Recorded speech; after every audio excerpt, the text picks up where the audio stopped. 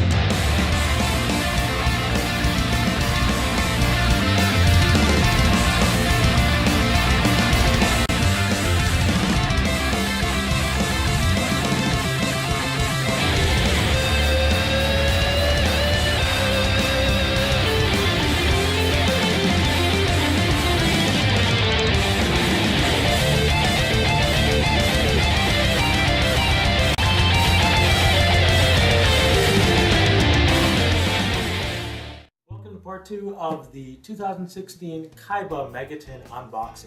So what you just saw was an overview of the cards that we got from the Kaiba 2016 Mega 10 unboxing. If you haven't seen that video, the link is in the description below, so take a look at that. In this video, I'm going to show you the highlights of most interesting cards that I found here for deck usage, flipping cards, return on the investment that we spent on the tin here, and I'm going to get into it. So, I'm going to show you the cards and give you a bit of overview of why I think these are pretty good. First card we have here is Super Soldier Shield. This card is a reprint and it came out in an earlier set, but this is an ultra rare counter trap that's really good for defending your Blackluster Soldier. What's really interesting is that the OCG, that's the original card game in Japan, just made Blackluster Soldier go back to 2 on the semi-limited forbidden list. So it's gone from 1 to 2 finally. So this card, I think, is gonna really increase in gameplay and value. Alright, next we have Dynamis Rex.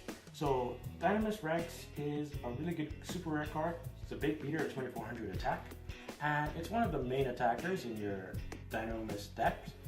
It has really great negation effect when in the pendulum zone, and it pierces as a monster, and it wreaks all kinds of havoc on your opponent's field once it starts attacking.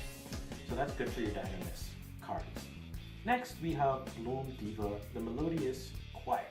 Bloom Diva seems to be a very important card because melodious cards, the melody monsters or what have you, they really need some help staying on the field and just maintaining that difficult to get rid of field presence. So what she does is she does effect damage, she takes no battle damage, and she destroys your opponent's monster once she's made effect damage happen.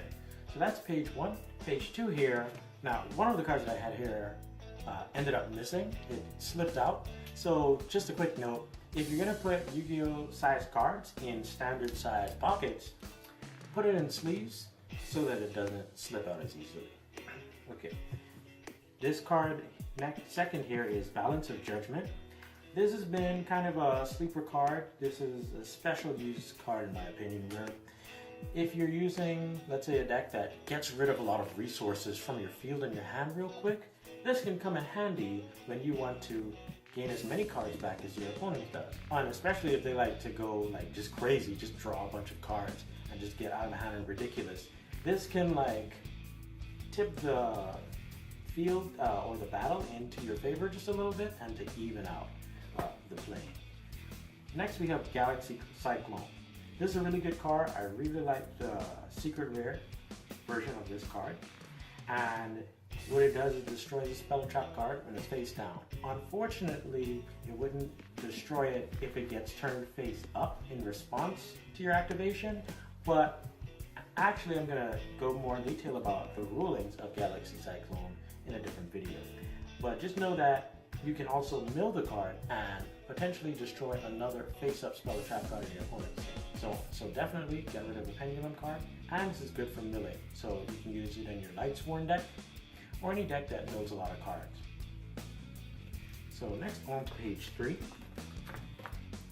Here we have some really good boss monster cards here.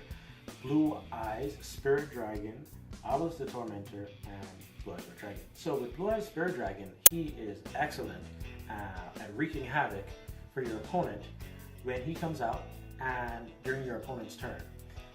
In the Blue Eyes Spirit Dragon deck, the main idea is to get a bunch of monsters on the field as soon as possible, beat face, do whatever you need to do, and then put this guy out there to control your opponent's cards that activate in the graveyard. A lot of stuff activates in the graveyard, so you want him to control what your opponent's doing until it's your turn, and you just get to destroy their whole field and go for game.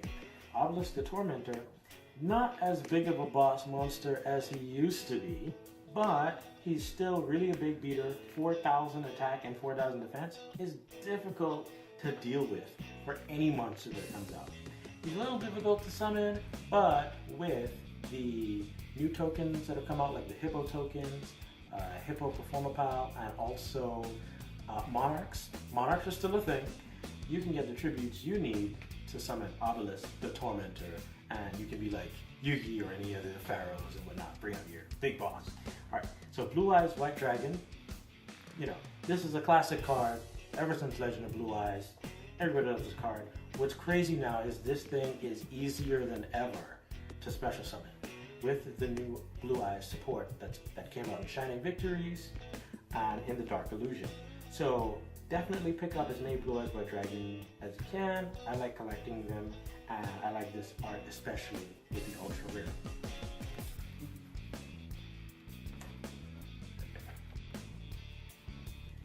So cards I just showed you are good to add to any collection and for pretty much any deck. So on to the next page. This is Magispector Raccoon Bunbuku. I like saying that word, Bunbuku. And so what's great about this card is it's very good for competitive play. In fact, I just put this card online for sale before I made this video on it. Already sold for about $7. So this is a really hot card, and it finally got its reprint, and you always want to run 3 of these in your Magispector deck. Next is Jar of Avarice.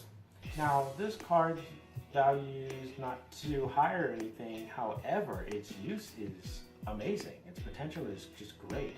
You can use this to recycle a lot of the cards that you put inside of your graveyard, and what's interesting is that it's not limited to just monsters. You can use it on spell cards, trap cards, monster cards, anything. And there is a catch about Jar of Avarice though that I will highlight in a different video discussing some rulings about the card. Last we have Ghost Ogre and Snow Rabbit. This card has been long overdue for an affordable reprint. Even in the Premium Gold Infinite Gold series, it had about $18, but now that it's reprinted, it's only about $4. Really good card, still really nice hand trap, and you can just catch your opponent off guard when they're really trying to go for that big play. Just stop them in their tracks. So these are all great competitive cards to use in your deck. In the last page, we have here Clairwing Synchro Dragon, and it's an amazing card. You want to stop Monarchs, you want to stop big monsters level 5 or higher from doing what they need to do and add attack to this monster. He just negates whatever you will feel like negating. It's a really good card, and I highly recommend getting it to any deck. And it's easy to synchro summon as well. Next is Mistaken Accusation. This is a uncommon comment, or the technical term is short print. So this is seen its first reprint in the Megaten pack, and it's really good because you can shut down your opponent's gameplay that's centered around one card. So those Ancient Gear decks, or Cyber Dragon Infinity, any of those cards that terrorize the format and that can be run in 3, you can shut that down with Mistaken Accusation. Good side deck card. Last is Zany Zebra. Zany Zebra is a 7 on the pendulum scale, excuse me, and it's got a really interesting effect in that you can stop your opponent from using one of their pendulum zones, and this is in your pendulum zone, and we know how crazy pendulums can get. So this is really interesting to make use of. It's a common card, and I forgot to mention this is also an uncommon common or short print, and I haven't seen this been used too much, but it's definitely a good tech card to consider. So that's all the cards.